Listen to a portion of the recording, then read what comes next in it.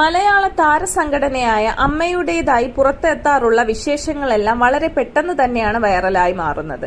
ഇപ്പോഴിതാ വയസ്സായാൽ സിനിമാ താരങ്ങൾക്ക് ഒന്നിച്ചുകൂടി താമസിക്കാൻ ഗ്രാമമുണ്ടാക്കാൻ അമ്മ ശ്രമങ്ങൾ ആരംഭിച്ചതായി അറിയിച്ചിരിക്കുകയാണ് നടൻ ബാബുരാജ്. റിപ്പബ്ലിക് ദിനത്തിൽ സംഘടന നടപ്പാക്കുന്ന സഞ്ജീവനി ജീവൻ രക്ഷാ പദ്ധതിയുടെ ഉദ്ഘാടന ചടങ്ങിൽ സംസാരിക്കുകയായിരുന്നു ബാബുരാജ്.